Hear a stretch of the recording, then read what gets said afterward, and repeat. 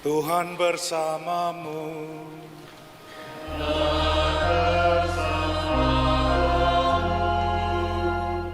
Inilah Injil suci menurut Matius.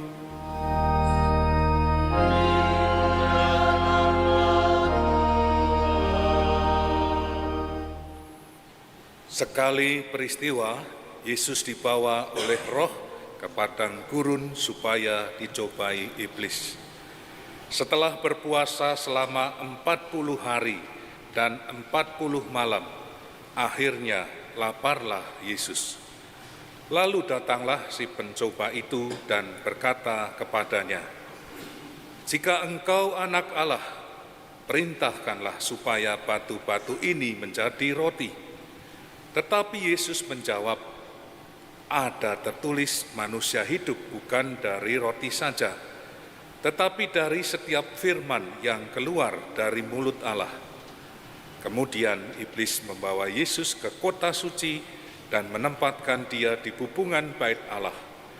Lalu iblis berkata kepadanya, "Jika engkau anak Allah, jatuhkanlah dirimu ke bawah, sebab ada tertulis mengenai engkau, Ia akan memerintahkan malaikat-malaikatnya dan mereka akan menatang engkau di atas tangannya, supaya kakimu jangan terantuk pada batu."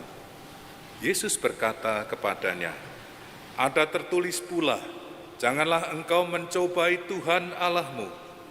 Lalu iblis membawa Yesus ke atas gunung yang sangat tinggi dan memperlihatkan kepadanya semua kerajaan dunia dengan kemegahannya. Iblis berkata kepadanya, "Semua itu akan kuberikan kepadamu jika engkau sujud menyembah aku." Maka berkatalah Yesus kepadanya, "Enyahlah iblis, sebab ada tertulis, engkau harus menyembah Tuhan Allahmu, dan hanya kepada Dia sajalah engkau harus berbakti." Lalu iblis meninggalkan Yesus, dan lihatlah, malaikat-malaikat datang melayani Dia. Demikianlah sabda Tuhan. Terpujilah Kristus. Saudara-saudari sekalian, salam sejahtera bagi Anda sekalian. Kita memasuki masa Prapaskah dengan serangkaian perenungan, dan untuk itu saya menawarkan supaya kita mengetahui pada tahapan-tahapan mana kita akan diajak selama masa Prapaskah yang ada 5 pekan ini. Pada bacaan kali ini tentang Yesus dicobai iblis. Dan kita tahu dari Matius 4, kesetiaan Yesus kepada Bapanya serta prinsip-prinsip yang kemudian tidak tergoyahkan, Yesus pun mampu mengelak dari cobaan iblis. Tentu saja hal ini menjadikan pelajaran pada kita agar kita tidak mudah terkena tipu daya iblis. Dari bacaan pertama kitab Kejadian, iblis yang menjelma menjadi ular yang menghasut Adam dan Hawa itu akhirnya bisa menjatuhkan kedua manusia itu dan mereka jatuh dalam dosa. Pada Prapaskah yang kedua dari Matius 17 tentang transfigurasi Yesus. Yesus yang dibawa di gunung yang tinggi dengan kedua murid bersamanya. Di sana Yesus dimuliakan. Wajahnya bercahaya, pakaiannya putih berkilauan, sehingga para murid sangat heran apa yang terjadi dengan gurunya. Dalam hal ini Yesus mengajak kita supaya para murid setia dalam karya yang dibuat oleh Yesus, khususnya para rasul pada waktu itu, sehingga kita pun akan dibawa kepada kemuliaan Allah apabila kita juga setia.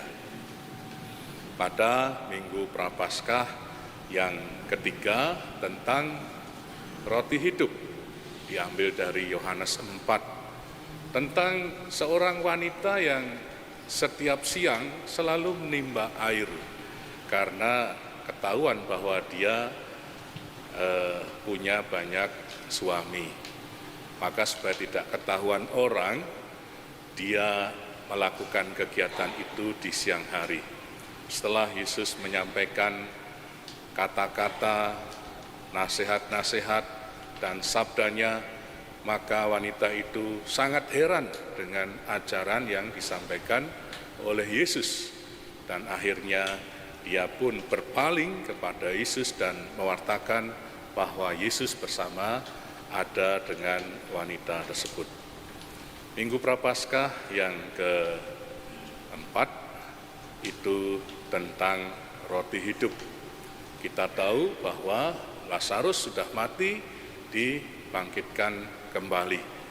Maria dan Marta bersama dengan Lazarus, lalu dengan imannya Marta mengatakan, seandainya Tuhan ada di sini, dia tidak akan mati.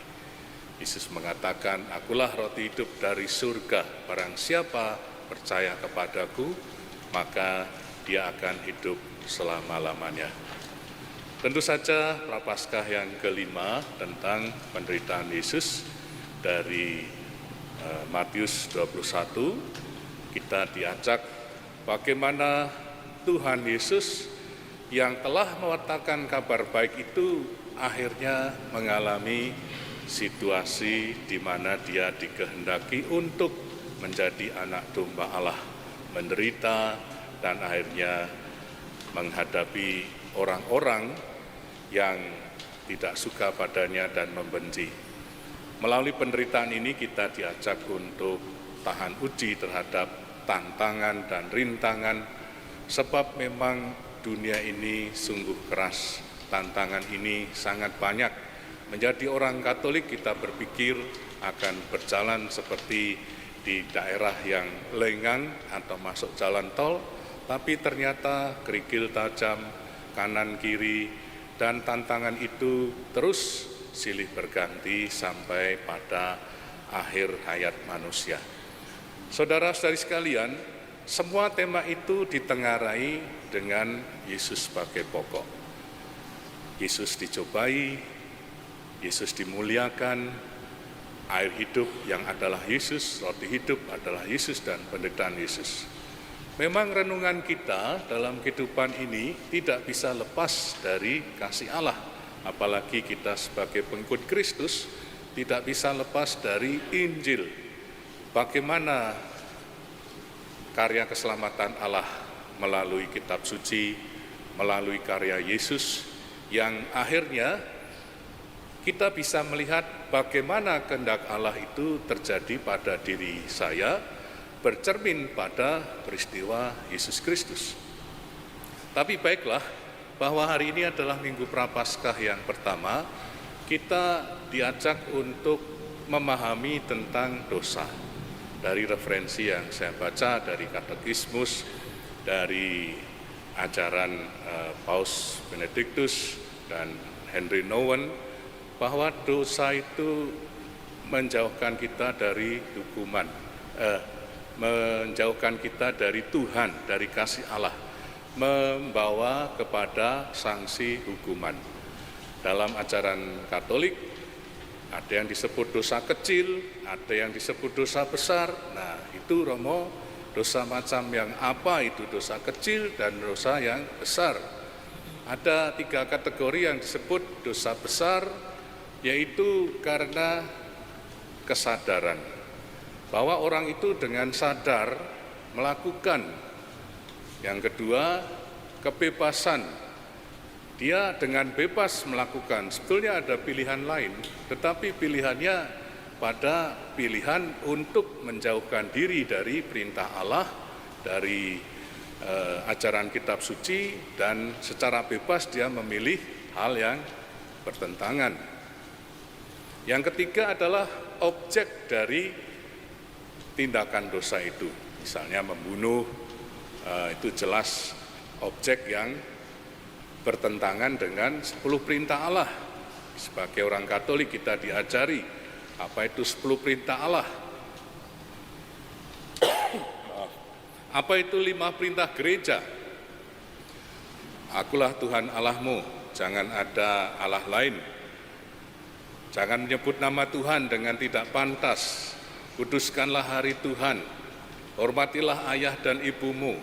Jangan membunuh, jangan berzina, jangan mencuri, jangan berbohong, jangan mengingini istri atau pasangan suami dari sesamamu, jangan mengingini harta dari orang lain. Hartamu ya hartamu, harta orang lain ya harta orang lain, kita harus bersyukur. Itulah 10 perintah Allah.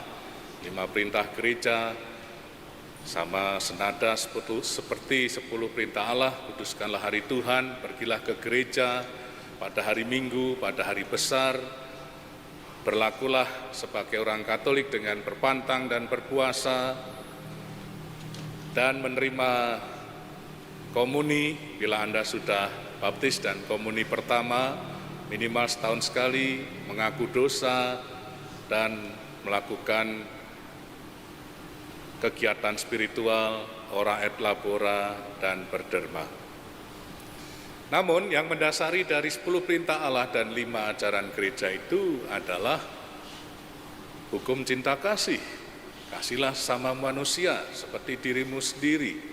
Kasihlah Tuhan Allahmu dengan segenap hatimu. Maaf kalau tadi terbalik. Maka bila membunuh itu dikatakan berdosa, tetapi mengatakan bodoh, kafir, jahil, itu sudah berdosa menurut ajaran Yesus, ajaran cinta kasih. Kalau pipimu ditampar, berikanlah pipi kirimu. Dan tentu saja biasanya kita tidak mudah untuk melakukan itu.